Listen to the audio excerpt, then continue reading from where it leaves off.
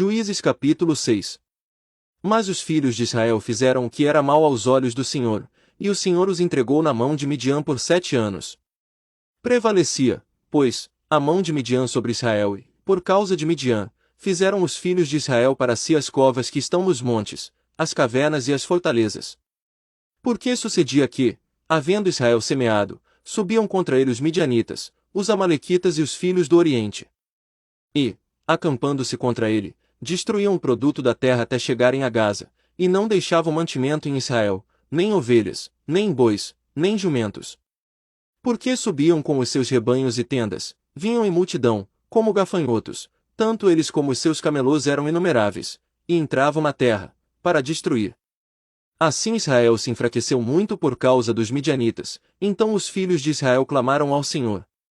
E sucedeu que, clamando eles ao Senhor por causa dos midianitas, enviou-lhes o Senhor um profeta, que lhes disse: Assim diz o Senhor, Deus de Israel, do Egito eu vos fiz subir, e vos tirei da casa da servidão.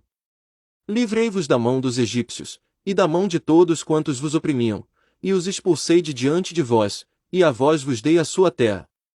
Também eu vos disse: Eu sou o Senhor vosso Deus, não temais aos deuses dos amorreus, em cuja terra habitais. Mas não destes ouvidos à minha voz.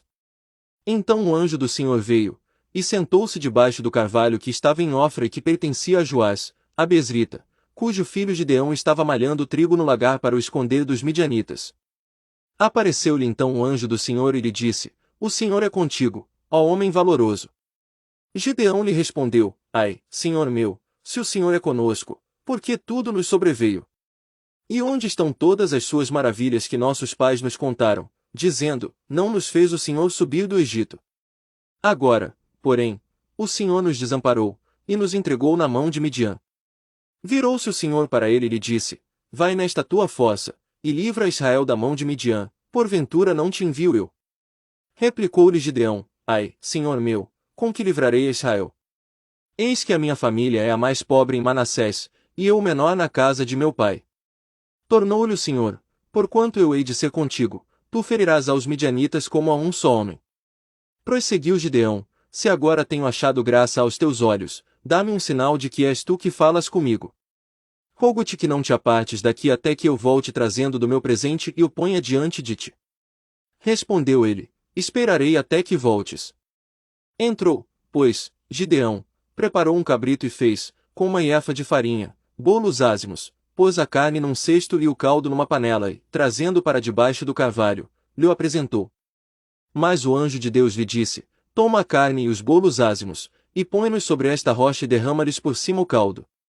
E ele assim fez.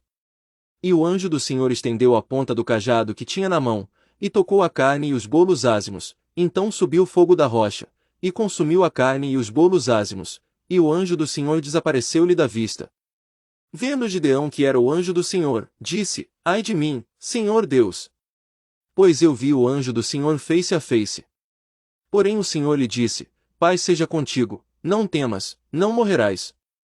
Então Gideão edificou ali um altar ao Senhor, e lhe chamou Jeová Salom, e ainda até o dia de hoje está o altar em Ofra dos Abesritas. Naquela mesma noite, disse o Senhor a Gideão: Toma um dos bois de teu pai, a saber, o segundo boi de 7 anos, e derriba o altar de Baal, que é de teu pai, e corta a Azera que está ao pé dele. Edifica ao Senhor teu Deus um altar no cume deste lugar forte, na forma devida, toma o segundo boi, e o oferece em holocausto, com a lenha da Azera que cortares. Então Gideão tomou 10 homens dentre os seus servos, e fez como o Senhor lhe dissera, porém, temendo ele a casa de seu pai e os homens daquela cidade, não o fez de dia, mas de noite. Levantando-se, pois, os homens daquela cidade, de madrugada, eis que estava o altar de Baal derribado, cortada a Azera que estivera ao pé dele, e o segundo boi oferecido no altar que for edificado. Pelo que disseram uns aos outros: Quem fez isto?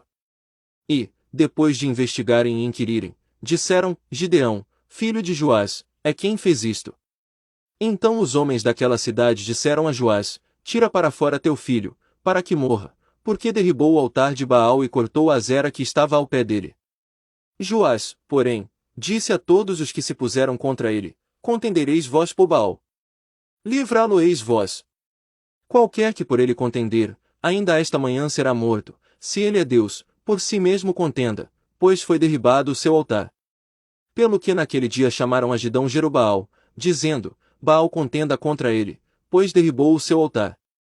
Então todos os midianitas, os amalequitas e os filhos do Oriente se ajuntaram, e, passando o Jordão, acamparam no vale de Jezreel.